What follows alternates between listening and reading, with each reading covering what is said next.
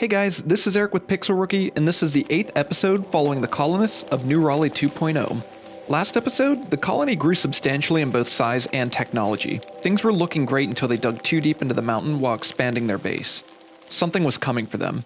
Will they be able to fend off this new threat? Keep watching to find out.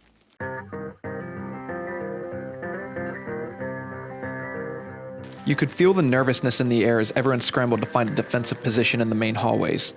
They were used to fending off attackers from the outside. They weren't prepared for an attack from the inside, and something was coming for them deep inside the heart of their base. They were mega spiders. They emerged from the hives that burrowed out from the ground and immediately began attacking. They poured through the hallways straight towards the men. Hear the devil calling. They opened fire and tried defending themselves. Even with heavy gunfire, there are too many of them and they were breaking through right into Fravatar.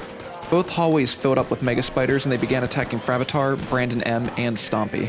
They managed to incapacitate a couple of them, but Brandon M and Fravatar could only hold the line for so long. Brandon M was incapacitated and Fravatar was completely surrounded. The backline was under attack now. On the lower hallway, Mac and Hoff were doing what they could to help Stompy. Stompy did everything he could, but the mega spider was too strong and took him down. King Size finally made his way in and engaged in combat using his uranium club. Fravatar held the line much longer than anyone thought he could, but he was finally taken down. Most of the colonists were up close in melee combat at this point, and there were still lots of mega spiders to fend off. The bottom hall was finally cleared. Mac and Hoff started firing down into the other hall to help the rest of the men. Hot Dog tried to sneak around the chaos and began taking the wounded men into the med bay. Even one of their pet bulls got pulled into the fighting. Hoff and Mac both went around the chaos. Mac went in to rescue Fravatar from the fighting. Most of the mega spiders were killed off, but the fighting continued. Hoff was investigating their storage room when more of them came out of a hive in the orbital comms room. He opened fire right away. The mega spider ignored him to go down the hallway and fight the others. Galvin fired some shots at it, but it was too fast. As it rounded the corner and engaged with her, it was met with gunshots from the rest of the colonists who were still standing. As Galvin and Alyssa were finishing it off, Nyron joined Hoff to scout the back of the base and clear out the hives and stop more from coming in. They finally killed the last mega spider. The fighting was done for now. They had to destroy the hives before more emerged and caused more damage. They went through and destroyed all the hives they could find.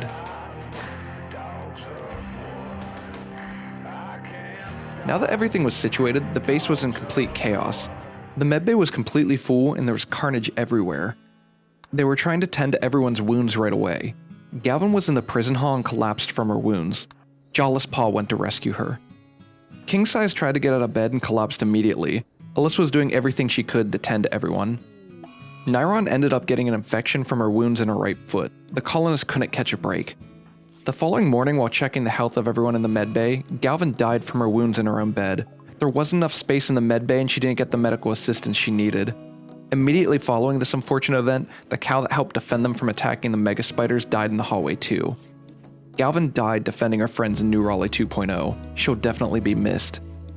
In the meantime, everyone that was still standing was trying to help the rest of the wounded men. Fravatar got an infection from his wounds next. That same morning, Stompy died from his wounds. They did everything they could, but he wasn't able to hold on. Hot Dog took the time to bury Stompy in a sarcophagus that was already prepared. He was worried that a lot more men would be joining him soon. When he finished laying him in his final resting place, he went towards Galvin's room to bury her too. It began raining that afternoon. The weather matched the sad mood the colony was feeling. It almost felt like the valley was mourning New Raleigh 2.0's loss. Joey Tucker couldn't handle everything that happened and he had a mental break. He went into his room to smash things. New Raleigh 2.0 was an absolute mess. There was blood and bug corpses everywhere. Some of the mega spiders weren't even completely killed yet and just laying on the halls dying. Hot Dog was trying his best to repair the damaged rooms.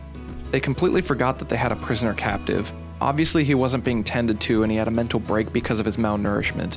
He was going berserk. He started breaking down the door to his cell. Once he was free, he cornered Mac in one of the unfinished rooms and attacked him. Mac was incapacitated and Alyssa was nearby, so she went to help him out. While she started fighting the prisoner, Joey Tucker made his way over to rescue Mac. As he made his way over, the prisoner was incapacitated. Alyssa left and Joey Tucker decided he wanted to eat quickly before helping poor Mac out. Alyssa turned around and went to recover Mac and bring him into the medbay. Late that night, King Size went berserk from the intense pain he was feeling. Joey Tucker was in one of the cells since the medbay was completely full, and King Size entered the room. He began attacking Joey Tucker while he slept. He tried to get up and escape, but he was knocked out right away. It wasn't enough for King Size though. He wandered into Joey Tucker's room and attacked their pet dog, Hannibal. King Size was already severely wounded and Hannibal incapacitated him while defending himself. Brandon M was passing by and turned to rescue King Size. He placed him in a spare bed in the med bay and went back to work. The men were still heavily wounded. Hoff and Alyssa continued to tend to them. Fravatar got out of bed and tried to help everyone out. He was still too wounded though, and he collapsed by the dining hall's entrance. Hoff brought him back into the hospital bed so he could recover a little longer. There was still so much chaos going on that nobody noticed a strange sound deep inside their base. Hoff was in so much pain that he was thrown into a murderous rage. He was actually planning on killing Hot Dog. Obviously they wouldn't allow that to happen, so Jawless Paw made his way over to arrest Hoff and give him time to cool off. As Hoff was leaving the dining hall, Jawless Paw confronted him. Hoff went berserk and began attacking Jawless Paw. While they were duking it out, Alyssa made her way from behind to help subdue Hoff. Together, they took him down. Jawless Paw made his way to the medbay to rest up from the tussle, and Alyssa took Hoff to one of the spare beds they had for their overflow. Most of the bug corpses were cleaned up at this point, but there was still blood and debris all throughout the colony. It was too much for Nyron to take, and she went into a total mental breakdown and was in a catatonic state. Alyssa was tending to Hoff's wounds, and New Raleigh 2.0 suffered another substantial loss. Fravatar died. His wounds were too much for him, and they weren't able to save him. At the same time, one of their pet retrievers, Hannibal, went berserk. He tried attacking one of their cows, which ended poorly for Hannibal. Hot Dog finally rescued their incapacitated prisoner, and they knew he had to be released. They couldn't tend to themselves at this point, let alone a prisoner. That evening, there was still too much chaos for the colonists to notice a strange sound. Mac came to the conclusion that they weren't going to be able to bounce back from this, and he decided he was going to abandon the colony. They needed all hands on deck to recover, and they weren't going to let Mac go so easily. Hoff went to arrest Mac and make sure he stays and helps. As Hoff got closer, he told Mac that he couldn't leave. Mac went berserk at this and he attacked Hoff. Unfortunately for Mac, he was already really banged up and Hoff took him out right away. He went ahead and carried him back to the med bay to recover. As Hot Dog left the prison hall to tend to Brandon M, he discovered what those strange sounds were that they heard earlier that day. There were still hives hidden in their newly dug out storage area. Another mega spider came through the room and pursued Hot Dog. Hot Dog panicked and fled inside the prisoner's room and hid. The mega spider didn't follow him and began patrolling their base. A baby mega spider was in the hallway, so both Joey Tucker and Jawless Paw came in armed and ready. They were going to finish off this infestation once and for all. As Jawless Paw got closer, Joey Tucker decided to engage the baby mega spider. The adult mega spider heard the commotion and entered the hallway. The men opened fire on it and Joey Tucker braced for it to come at him. Joey Tucker was fighting it off while Jawless Paw opened fire with a light machine gun. It took some time and Joey Tucker took a bit of a beating, but the two of them downed the mega spider. They left it lay there for now. The hives were their main priority. They went into the unfinished storage room and there were 2 remaining hives that they didn't notice prior. They were so busy tending to their hurt colonists. Fortunately, it wasn't too bad. They took out one of the hives. They made their way to the final one and destroyed it as well. The infestation was finally finished and the damage was catastrophic. Hot Dog woke up so he could bury Fravatar. He was a strong fighter and held the line long enough for the mega spiders to be taken out. He'll be remembered as a hero in New Raleigh 2.0. Hot Dog laid him in his sarcophagus and looked over their base to assess the damages. Things were a mess.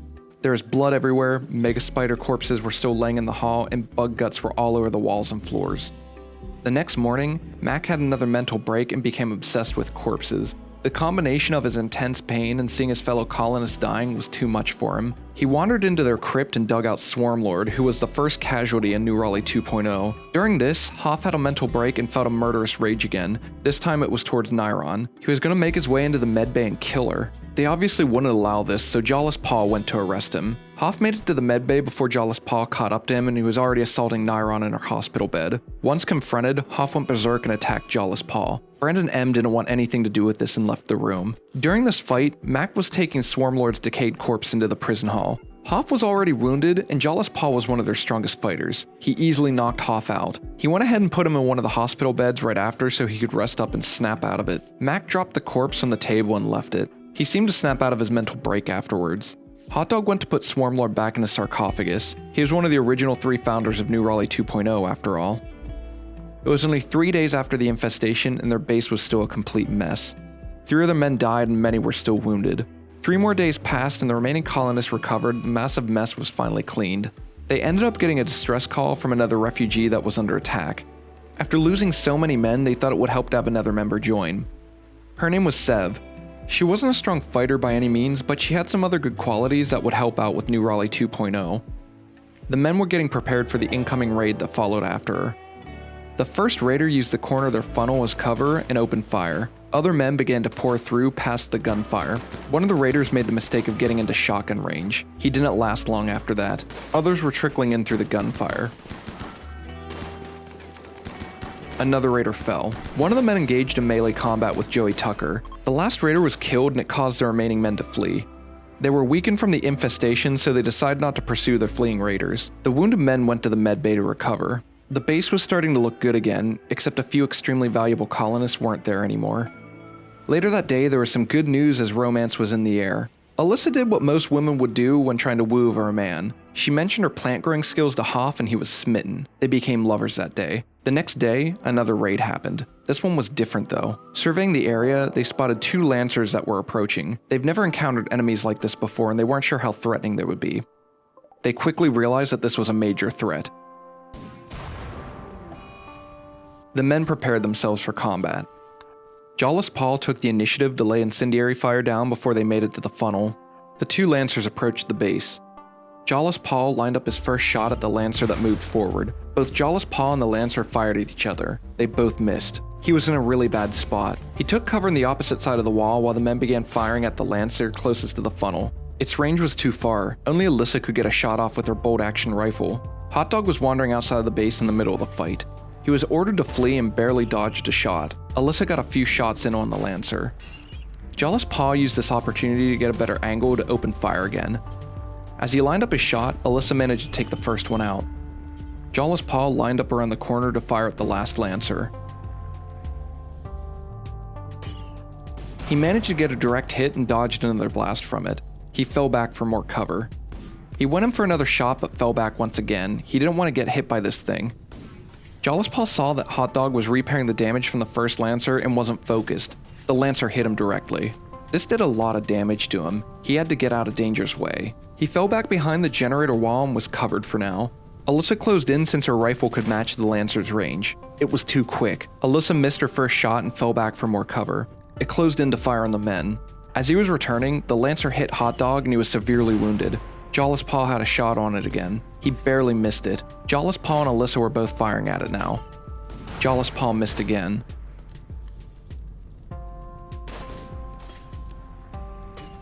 He finally landed another hit on it, but it moved out of the damage of the fire right away. It retaliated and landed another hit on Jawless Paul. He got one last shot off at it, and Alyssa managed to land a shot on it too. The lancer missed Jawless Paul and he slowly moved out of its view. He narrowly escaped another shot. Alyssa landed one more hit on it, but this was taking too long and too much damage was already done. All the men broke from their cover and rushed the lancer. They got within range and opened fire on it. It didn't last long after that. Jawless Paul was wounded badly.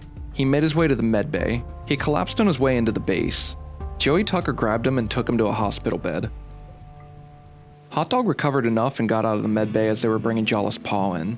Looking over Hot Dog's health, they realized that the lancer shot his right arm completely off. This would severely handicap his productivity in the base. Looking over Jawless Paul, it was worse. He lost his right arm and his left kidney was completely destroyed. He was at the brink of death, but Joey Tucker managed to bandage him up enough that he was okay for now. They had an idea. They could fix the 2 men, but first they needed to make some advanced components. During a party that was thrown, Jawless Paul's wounds got infected. He was already tended to, so they could just hope for the best. Brandon M was working on the advanced components, and they added 2 bionic arms to the work queue. The next morning, Jawless Paul died from his wounds. They just weren't able to save him. Kingsize took him to the crypt and laid him in the sarcophagus. He died a hero that helped protect New Raleigh 2.0 from the lethal Lancer raid. He'll be missed. And this is where we'll end this episode. The colonists of New Raleigh 2.0 were able to survive the onslaught of the Infestation and the Lancers. What's in store for them next? Will they be able to continue to survive in this harsh valley? Find out in the next episode. As always, thanks for watching, and until next time, have a good one.